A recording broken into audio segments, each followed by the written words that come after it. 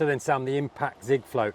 Now, there's going to be some questions out there, so I'm going to try and throw a few at you now that I know that the public are probably going to want to ask about this product. Yeah. Now, looking at it there, it looks very similar to an adjustable ZIG. Is it complicated to set up? No, not at all, Bones. It's exactly the same way as current traditional ZIG float fishing or adjustable ZIG floats. So first off, you slide on the boom onto the main line. Yeah. Then that goes through the swivel, then through the float in line. So like normal adjustable ZIG floats, just straight through the float. Then it goes through the cap. Yeah. Then there's a rubber bung in there. Yeah. The line attaches through the rubber bung, and then you tie your ball bearing swivel on. Right, okay, so it's got a ball bearing swivel in there. It hasn't got a standard swivel in there. Yeah, so the ball bearing swivel is key to the rotation factor when you're retrieving back your ZIG float. Okay. It enables your hook link to stay fresher for longer. Yeah, so when I want to cast that out, what do I need to do with it? So is it quite simple? As you'll see, it's set up in its guise, ready to cast out. The main USP for this is to attach the boom to the float inside the recess in the float. Yeah. What that does is enables these two to fly as one in the air.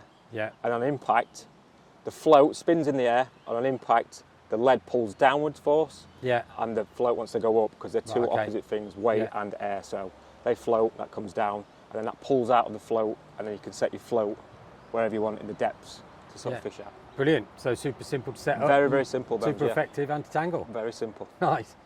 So looking at the IMPACT ZIG float, what are the main differences between this and other ZIG floats in the market? So the main two unique features for this over any other ZIG float that's currently in the market right now is the boom and the lead tether to the float. Okay, so the rest of them all have it dangling, don't they? Which is correct. One of the reasons why I've never really used them, because I've always found them to be super tangled. So usually, Bones, they sit like that. Yeah. For flight, and this can separate from the float. Yeah. What that does then is you've got this spinning, you've got the flat spinning, and they all tangle. Because you can tether that there right together, they fly together in flight, and then the key then is the impact of the float and the lead hitting the water, and then they release. And then they release. That is the key thing. Brilliant. Key thing. Absolutely fantastic. The second main feature is the cap. Okay. So the cap has got 3 holes in it. Yeah. 2 holes at the front with a knurled finish on. Yeah. And that allows you to put a PVA nugget over the 2 holes. Yeah. Cover that. Okay. The hole at the back allows you to put liquid inside. Nice. So the liquid that goes inside, it holds 3 ml of liquid. Yeah. You then plug the hole. Yeah. After you've put your liquid inside, and then hook your hook through that little bit of nugget at the back. Just a little bit of PVA. Yeah, a little bit of PVA that goes inside there. Hook your hook through it. Yeah. That is now ready for casting. You can already see by that that's going to be massively anti-tangle as well, because the hook link's not going anywhere. Well, you've got half the hook length. So traditionally I fish a 3.5 foot hook length, which is from sort of the butt ring back to the reel. Yeah. That is then about a 1.5 foot. Yeah. So obviously when you're casting it out, it's much shorter than a traditional ZIG. Yeah. So it's 6 foot, 8 foot, 10 foot, or whatever that would be. Yeah. So it's reducing tangles further. Yeah.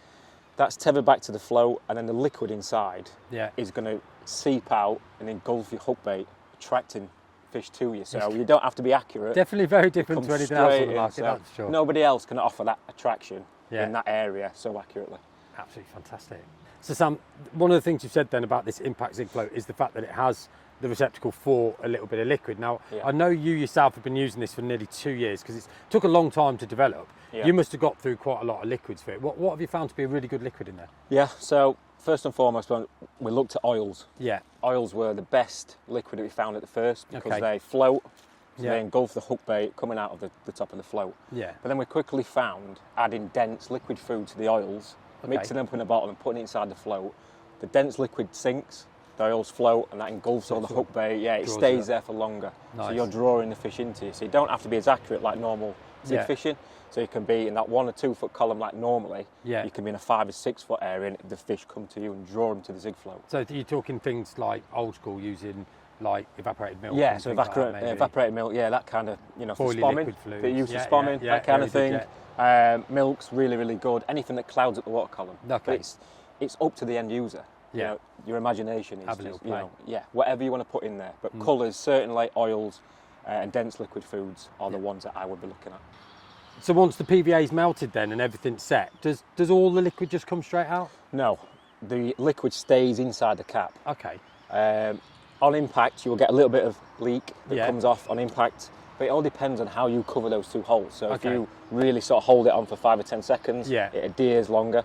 Yeah. Also, the back hole has got the plug inside there, so when it all melts off, then your liquid comes out. But depending on how you cast it, the impact, it's got to survive the impact to come through there. So I would suggest holding your PVA nugget over the two front holes for 5 or 10 seconds first. That keeps it in place. And then once that's melted off, the liquid comes out. It just slowly seeps out. But you can also put plugs inside, so you can plug those two, and that retains the liquid inside the body for longer. Absolutely brilliant. So then, Sam, you've had quite a lot of experience now with with this impact float. Yeah. What sort of tips? You must have some tips for me, because I know I've only used it a couple of times so far. You must have a few tips for people going out there and using it. So one of the biggest tips I can sort of say is to try and experiment with your liquids. Right, okay. So some waters respond to oils. Yeah. Some respond to different colours. Yeah. So that's the biggest first tip I would say, is to try, not to sort of tailor it down one colour and one oil. Just try different things. Yeah. Also try different depths. Yeah. That's one of the biggest things with this adjustable zig float, is you can go up and down without recasting. So easy to change depth. Also with the liquids. Yeah. This is a big one. Is that on impact some liquid comes out of the vessel. Yeah. But some stays in the body. Okay. So to get the best out of this, you can make your zig float dance. Right, okay. So what I mean by that is pull the main line. Yeah. The float dances in the water column. Yeah. That goes up and down, and then you can pull your zig back into the cloud that is dispersed out of the float. Nice. So in some instances, I've had liquid inside the float over 12 hours. Have you? The next morning, I've made the float dance, big flat spot on the surface, and then I had a take. Amazing.